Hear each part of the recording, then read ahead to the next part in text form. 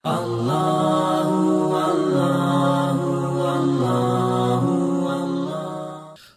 بالله من الشيطان الرجيم بسم الله الرحمن الرحيم قالوا إن يسرق فقد سرق أخ له من قبل فأسرها يوسف في نفسه ولم يبدها لهم قال أنتم شر مكانا والله أعلم بما تصفون.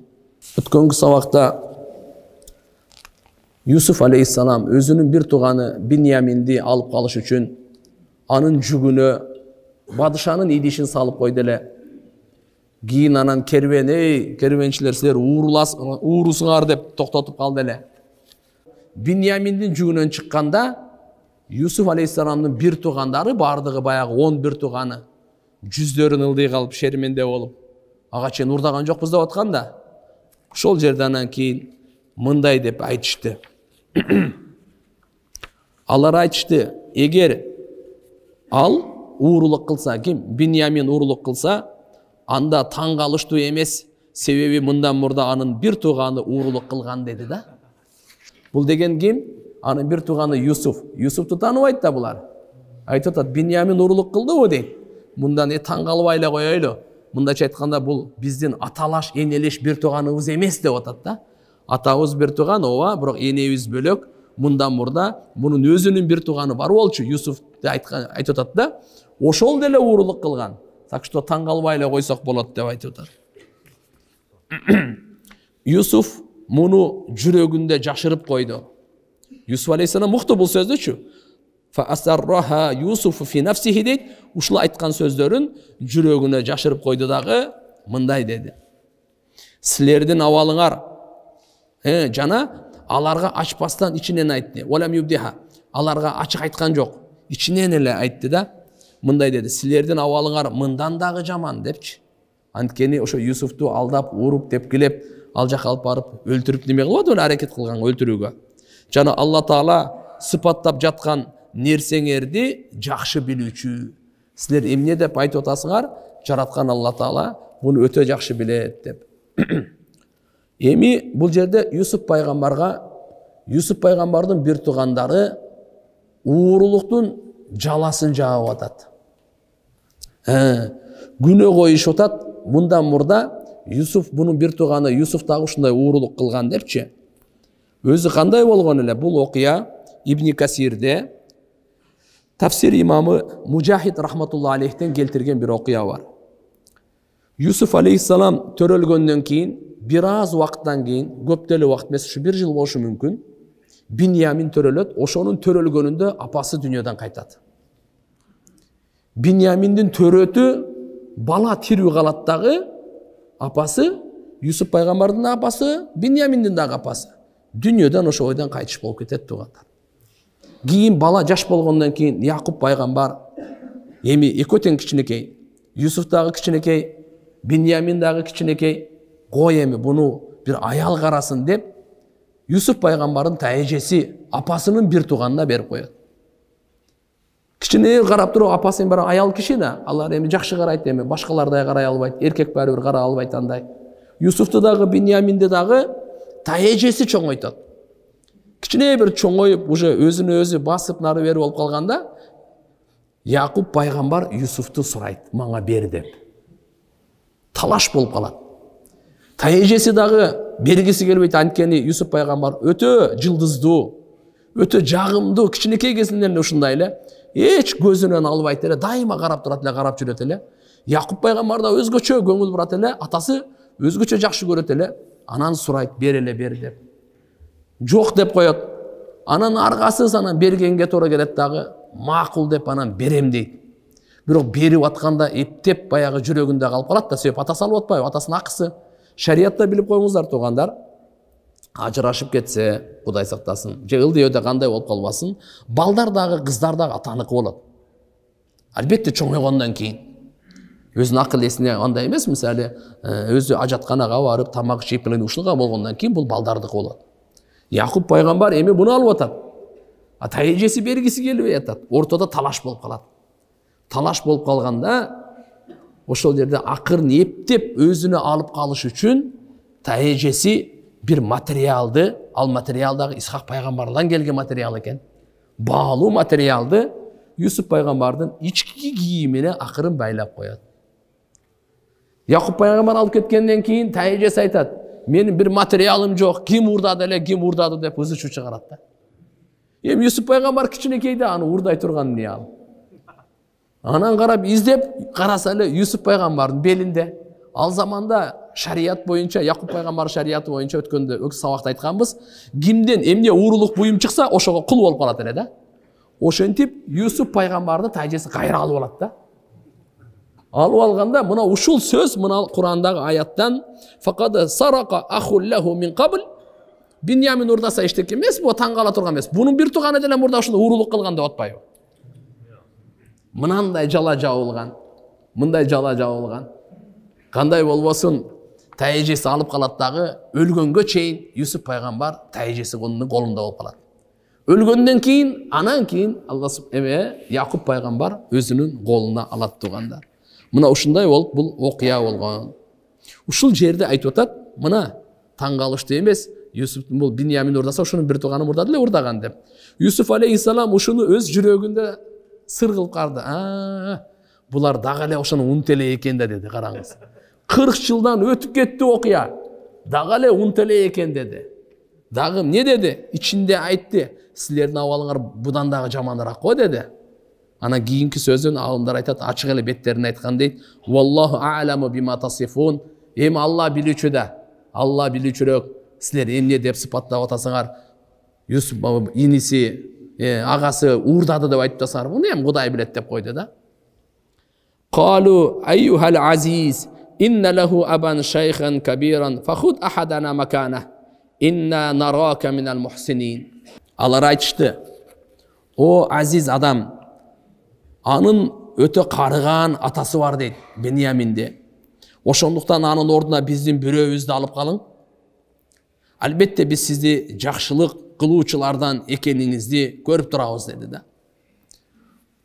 Bunday болгондон кийин алар карады, эч бир алып кала турган жол жок. Эми ушуну айтып көрөйлү деди. Бунун атасы өтө карып калган дейт Якуп пайгамбар. Ошондуктан ушуну эле биздин башка бирөөбүздү алып калыңыз дагы, буну кой бериңиз деди да. Буга эле мындай кошомат кылганды башташты булар. Башка сөздөрү жүрбөй калды, ошон үчүн кошомат кылганды баштады. Биз сизди жакшы иштерди кылуучулардан деп көрүп атабыз дегенде, bundan мурда деле жакшылыктарды, меймандостуктарды көргөн да Юсуп пайгамбардан. Ошону эске алып, сиз жакшы адамсыз, биз ушу 10-ообуздун бирөөбүздү эле алып калсаңыз мейли, бирок бул Биньяминди алып калбаңыз, буну кой берип бериңиз, атасы карып калган деп суранышты. Кала маадалла ан нахуда илля ман важадна матааху инда инна идан лазалимун. Юсуп пайгамбар айтты: "Алла сактасын, жүгүнөн буюмубузду тапкан кишиден башканы алып калуудан. Эгер ушундай кылсак, анда биз сөзсүз залым болуп калабыз" деди.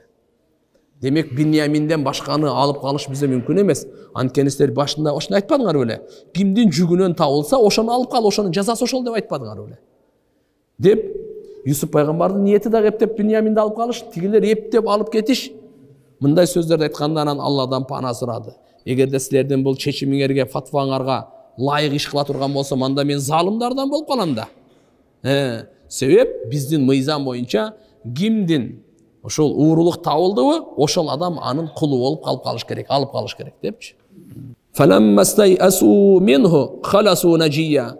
Qala kabiruhum alam ta'lamu anna abakum qad akhadha alaykum mawthiqan min Allah wa min qabl ma farrattum fi Yusuf falan abraha al-arda hatta ya'dana li abi aw yahkum Allah li wa huwa khayrul hakimin. Ошентип качан алар андан Юсуфтан үмүтсүз болушканда карап көрдү, кой бербейт, таптакыр эле болбойт. Анда эмне кылышты булар? Өздөрүнчө жашыруун кеңеше башташты. Бир тарапка өттү дагы топтолду. Халасу наджиянын мааниси ушул. Өз ара булар тигилер эмес, Юсуп эмес, мындарга кеңешейли, эмне кылайлы деп. Ушундай кылганда алардын чоңу айтты, кабиру.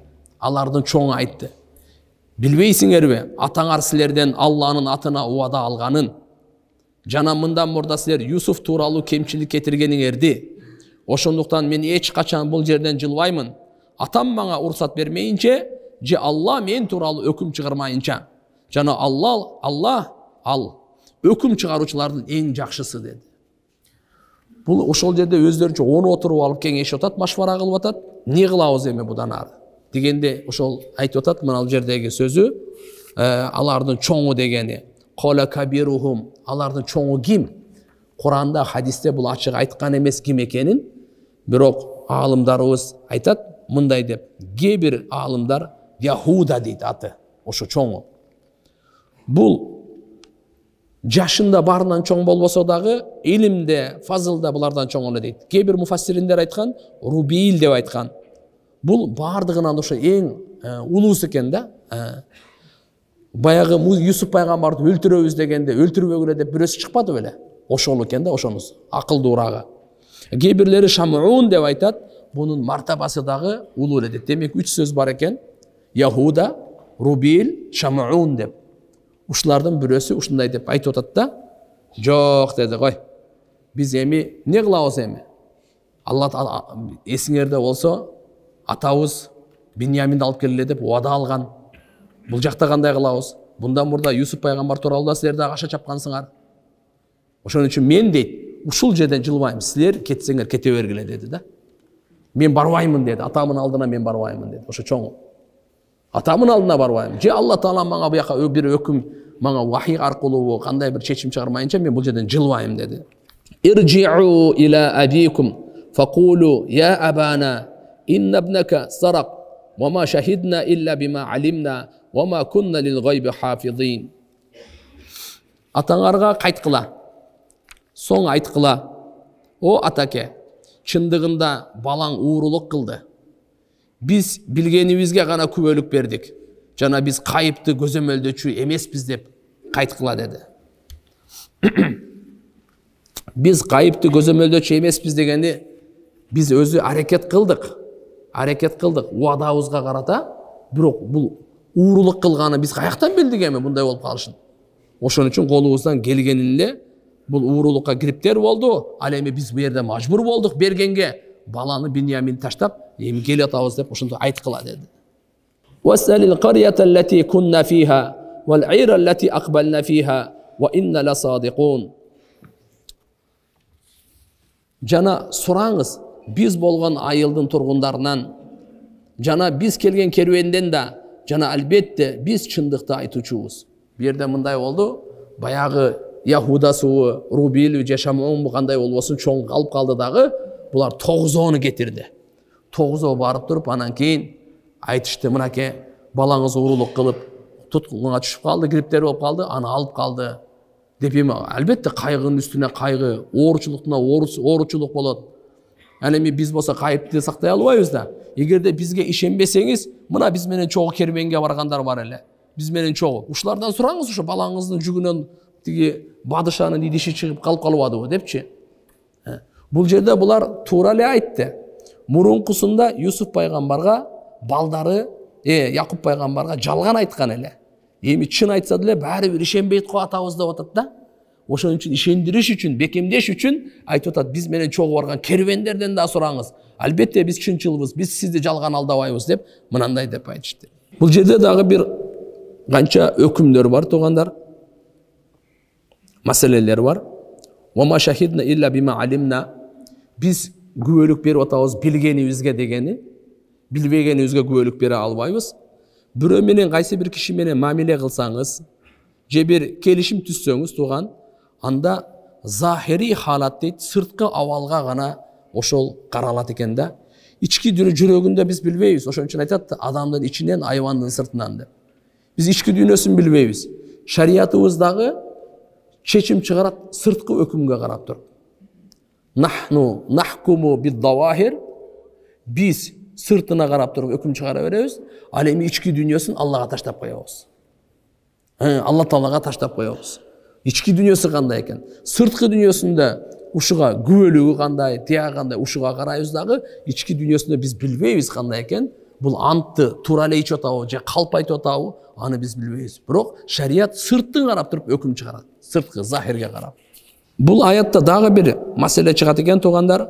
эгерде сиз акыйкатта болсоңуз, бирок ушундай бир мүмкүнчүлүк болуп калды, бир күнөөгө же болбосо шектүүгө, шек күмөнгө. Анда ошо шекти кетириш үчүн көрүп аткан адамдын жаман күмөнгө гриптер болуп калбас үчүн ошол окуяны ачык айтып коюшуңуз керек экен. Мынакей Биньяминдин окуясында Юсуф пайгамбарга жала жабылып ушеде шубха пайда болду эле, ошон үчүн аны айтып атат мындай деп. Эгерде бизге ишенбесеңиз дейт, мына биздин керуендиктерден, биз менен чогуу керуенге баргандардан сураңыз дейт. Бизге ишенбесеңиз депчи. Демек булар акыйкатта чын эле айтып атат. Алар бир башка Юсуф пайгамбарды жоготуп атканда калп айткан эле. Бирок Биньяминди жоготуп атканда булар калп айткан жок. Бирок ошол атасы баары шектениши мүмкүн деп, не деп атат? Мынакей биз менен барган керуендерден сураңыз депчи. Ушундай шектүү нерселерден бирөө шекке түшүп калса, ошол шекти жойгонго ачыкты акыйкатты айтып коюшубуз керек экен. Сахи Бухариде, Муслимде риваят келет. Пайгамбар саллаллаху алейхи ва саллям Мединанын бир көчөсүндө Сафия энебиз менен турганда бир эки сахаба өтүп баратат эле. Кичине мындай күгүмдө окшойт. Өтүп баратат эле дагы пайгамбарыбыз айтты: "Эй" деди. "Бул менин аялым Сафия" деди. Анан жок, я Расулалла, жок, биз андай жаман немеге ойго барган жокпуз десе да пайгамбар айтты: "Жок, мен айтып коюшум керек. Анткени шайтан адамдын канында жүрөт" деди. Жаман күмөнгө силерди салып койбосун дейт да. Ушундай жаман күмөн болуп кала турган учурду байкап калсаңыз, анда биз сөзсүз ошол жерде айтып коюшубуз керек экен да. Пайгамбарыбыз анткенде буйруктары бар. Иттaqu mawadi'at tuham, тухмат, жала жабыла турган жерлерден сактангыла дегенчи. Qala bal sawwalat lakum anfusukum amra fasabrun jamil asallahu an ya'tiyani bihim jami'a innahu huval alimul hakim. Yusuf aleyhissalam аларга ишенбейт эле. Ошого салыштырып Биньяминге уурлукту карап алышы керек. Алар мындай деп айтып атат да. Айтты. Якуб алейхиссалам ушунун бардыгын айтып келгенде, токтоп турла деди. Бул силердин мындай болбош керек деди. Мындай эмес, жок, андай эмес. Силердин напсиңер силерди бир жаман ишке азгырды го деди. Эми мен үчүн чырайлуу сабыр кылуу гана деди. Фасабрун жамил деп коет, чырайлуу сабыр деп, арызданбаган сабырдуулукту айтат экен. Мүмкүн жакында Алла мага алардын баарын кайра алып келер деди. Караңыз, пайгамбардын үмүтү. 40 жылдан бери жок Юсуфту дагы не деп атат? Мүмкүн дейт Алла Таала алардын баарын дейт. Кимди? Юсуфту, Биньяминди, Яхуданы бирөөс баласы калып калбады беле? Ошолордун баары мен алдыма алып келер дейт. Чындыгында ал өзү билүүчү. Алла Таала билет ким кайерде кайсы абалда турганын. Жана данышман, миң деген себептерди пайда кылып коюшу мүмкүн, кайра алып келе турган болсо. Алла Тааланын данышмандыгынан сыртта эмес да. Мынандай деп Якуб пайгамбар айтты. وتولى عنهم وقال يا أسفا على يوسف وابيضت عيناه من الحزن فهو كظيم. Жана Якуб пайгамбар алардан жүз үйрүп айтты. О, Юсуфка кандай аянычтуу. Жана ал ыйлап отуруп, анын эки көзүнүн ичине жуткан ачуунун кайгысынан ак басып кетти дейт. Адам көп ыйлай берсечи, мына көзүндө кара бар го, ошо азайып кетет экен да, кичинерип кетет экен. Якуб пайгамбар ыйлай берип, Юсуф пайгамбар эми канча, эми экинчи баласы дагы, үчүнчү баласы дагы тиякта болуп кетти. Ал болгондо дагы Биньяминди аябай жакшы көрчү эмеспи? Жибербейт эле го, ант менен жиберген да. Өткөнкү сабактарда айтып бергенбиз. Ошон үчүн мына жердеги айтып атат. Мынакей, ал андан иренжигенден кийинчи алардан жүз үйрүдү дагы, фатавалла анхум ушул, алардан жүз үйрүп, эми эмне деди? О, Юсуфка кандай аянычтуу деди. Юсуфка кандай аянычтуу дейт. Жана ыйлап отуруп, анын эки көзүнүн ичине жуткан ачуусунун кайгысынан ак басып кетти. Ушул жерде аппак болуп кетет экен да, кара азайып кетет экен. Көп кайгырганда ичинде жута берди. Ушундай болуп кетти де. Пайгамбар саллаллаху алейхи ва саллям бир хадисинде келет: "Ва ма якдимул гайд я'журухулла." Ким ачуусун жутса, Алла Таала ага улуу сооп берет экен. Bir hadiste Peygamber sallallahu aleyhi ve sellem aytат. Эртеге кыямат күнү Алла Таала тирилткенде бардык адамдар топтоп туруп ачуусун жуткан адамды тургузат экен. Мынакей бейиштин нематтары, мына бейиштин хорул айындары, каалаганыңды танда депчи. Ошон үчүн ачуусун жутуу исламдагы улуу баалуулуктар экен болчу. Мына жердеги Якуб пайгамбардын бул сыпатын айтып атат. Bir hadiste келет. Аллах субханаху ва таала ачуусун жуткандарга улуу неаматтарды тартуулайт. Имам Ибн Жарир деген болгон ушул жерде айткан, кайгынын учурунда биз инна лиллахи ва инна илейхи ражиун деп айтышыбыз керек. Албетте биз Аллага таандыкпыз, жана биз баарыбыз эртеби кеч Аллага кайтуучубуз деп ушул сөздү айтышыбыз керек. Эми адам баласында ар кандай окуя болот. Жакындардан ажыраган учур болуп калат, ден соолуктан ажыраган учур болуп калат, кээде ушундай сыноолорго батып калат. Бул сыноо сөз адам өлгөндө эле эмес. Биздин устазыбыз айтат эле, свет өчүп калса дагы инна лиллахи айтыш керек деп. Бир нерсе кандай гана сизге бир жакпаган ушундай кыйынчылык болуп кала турган болсо, дароо инна лиллахи ва инна илейхи ражиун айтсаңыз, сизге сооп берилет. Сизге сооп берилет. Шуну айтуу бул үммөттүн өзгөчөлүгү дейт. Бул сөз инна лиллахи ва инна илейхи ражиун ушуну жаттап алышыбыз керек. Адамдын жүрөгүнөн кайгыны кетире турган сөз болчу. Адамдын жүрөгүнөн кыжалатчылыкты кетире турган сөз. Бул өтө Кур'андагы аят, пайгамбар саллаллаху алейхи ва салламдан бизге берилген ушундай. Демек, дагы дүниөнүн кыйынчылыгынан, кайгысынан куткарууга өтө чоң таасирлүү вазифа экен бул. Инна лиллахи ва инна илейхи ражиун деген. Якуб пайгамбар эми бул жерде я асафа деп атпайбы? О, өкүнүч, аяныч деп атат кимге? Юсуфка депчи. Бул жерде 40 жыл өтсө деле Юсуф пайгамбарды унутпай кайра ушинтип турганы, бул терең мухаббаты Якуб пайгамбардын. Кур'ан-ы Каримде Аллах субханаху ва таала айтат го: "Иннама амвалукум ва ауладукум фитна." Силердин мал мүлкүңөр жана бала чакаңар фитна деген. Сынала турган нерсе деген. Кур'анда бир нерсени унутпайлы тургандар. Байлык мал мүлктү жакшы деп дагы айткан, фитна деп дагы айткан. Эгерде бул пайгамбарыбыз айтат, кандай гана жакшы дейт байлык, эгерде ушул байлык аркылуу ахиретин курса дейт да. Ахиретин кура турган байлык колуңузда болсо, пайгамбарыбыздын мактоосуна ылайыктуусуз сиз. Эгерде ушул байлык аркылуу сиз ахиретиңизди курсаңыз. Бирок билип коюңуз, Кудай сактасын, эгерде ушул байлык канча миллиардер болуп кетиңиз, бирок ахиреттин курганына эмес болсо, булдай байлыкка жараткан Алла Тааланын наалаты. Бул жакшы көрүлгөн эмес бул. Эми бул жерде бир суроо туулуп атат да. Юсуф пайгамбарды Кур'анда Алла Таала айтат, балдарыңар деле фитна дейт. Мал мүлкүңөр деле фитна дейт. Юсуф пайгамбарды ушунчалык эстеп кайра ыйлай бергени бул кандай? Кур'ан-ы Каримде башка жерде мындай деп келет да, пайгамбарлардын шааны туурасында. Инна ахласнахум би халисатин зикрад-дар дейт. Биз пайгамбарларга бир өзгөчө сыпат бергенбиз, өзгөчөлөп койгонбуз. Ал кандай сыпат? Дарыл ахиратты эстей турган, ахиретти эстей турган депчи.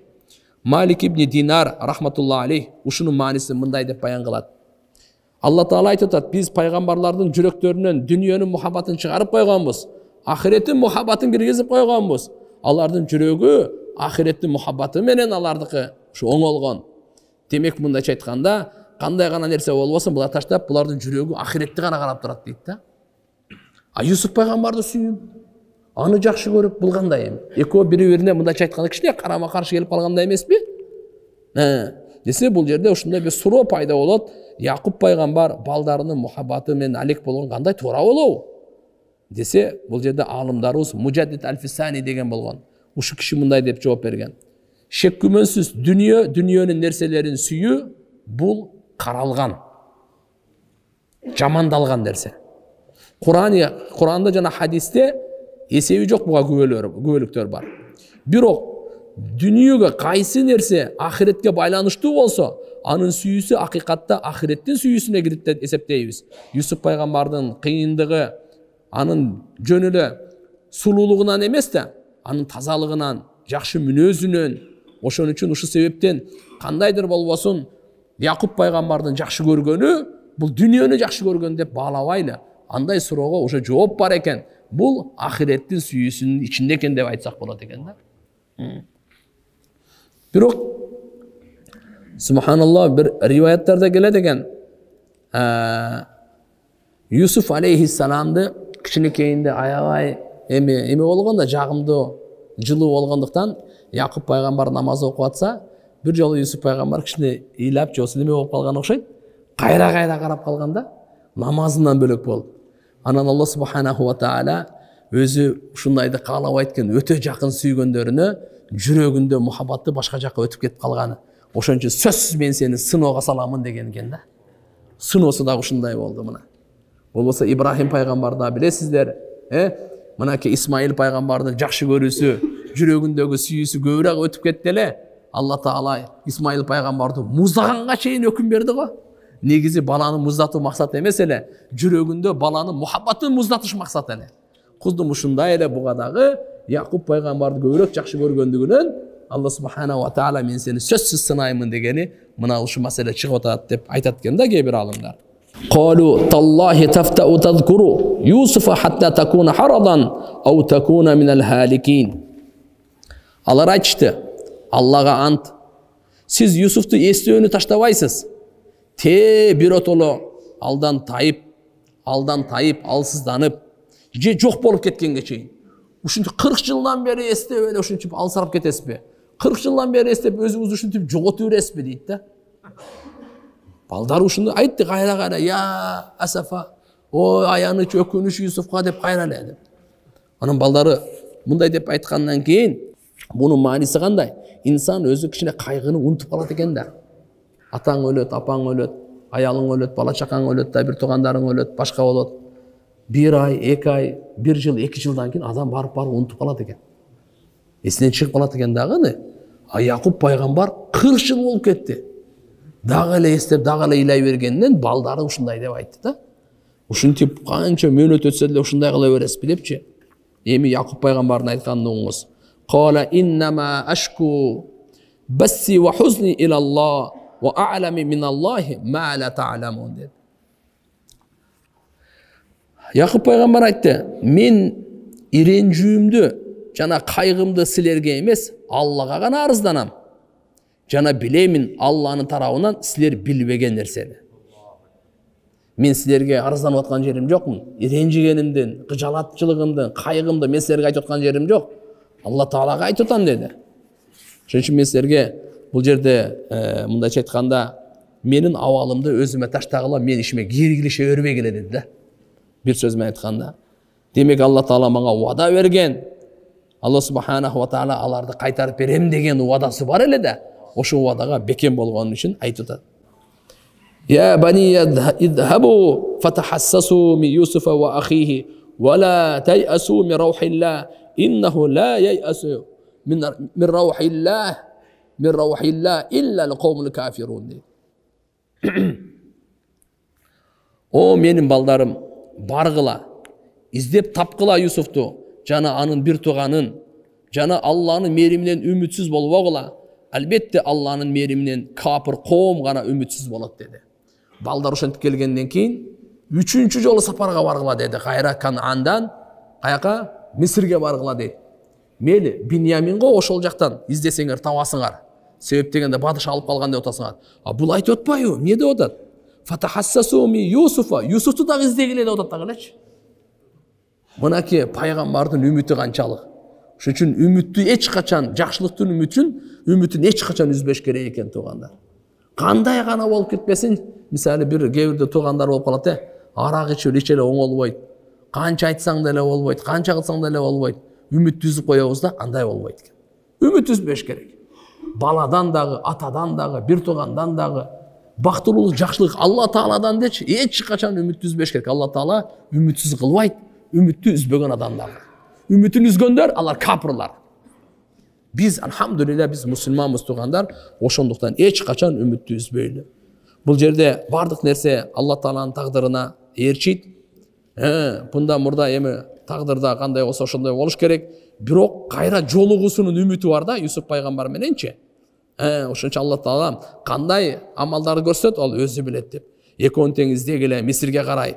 Биньяминго ошол жакта маалум. Бирок Юсуф алейхиссаламды да ошол жактан издегиле дегени эми Алла Таалам эгерде кайсы бир ишти каалай турган болсо, аны оңой эле ишке ашырып коёт дейт. Кээ бир аалымдар айткан. Бұл жерде Якуб пайғамбар жүрегінен кіші сезіп қалған екен. Білесіздер бе, баяғында бірінші жолы барғанда бұлар болса пұлдарын қайра бере бермеді өле. Ошонда бұл бәрі қоқыс ошол бадыша Юсуп болып қалышы мүмкін деген үміті бар екен да.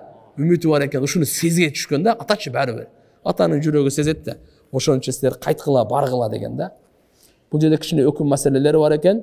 Имам Құртуби рахматулла алейхи айтады, мынаке Якуб пайғамбардың оқиясынан әрбір мұсылманға важип болады туғандар. Қандай ғана қайғы қиыншылық жетпесін, жанына, бала чақасына, мал мүлкіне, анын дарылоосу, анын дарысы сабыр жамил. Сабырдылық керек екен туғандар. Сабырдылық барды қайғының дарысы ушул. Жана Алла Тааланын тағдырына, чечимине разы болушылық. Қандай Якуб пайғамбарларға ушуну көрсөткөндөй дейт.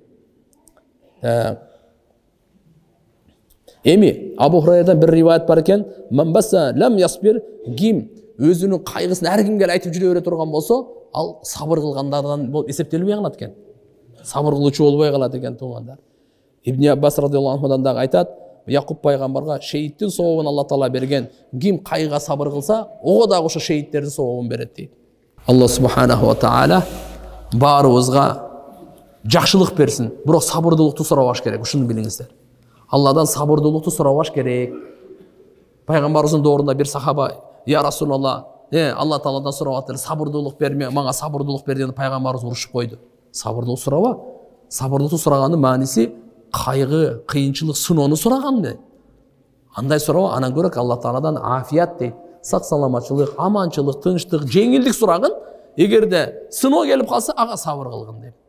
Алла субханаху ва таала барыбызды кабыл кылсын.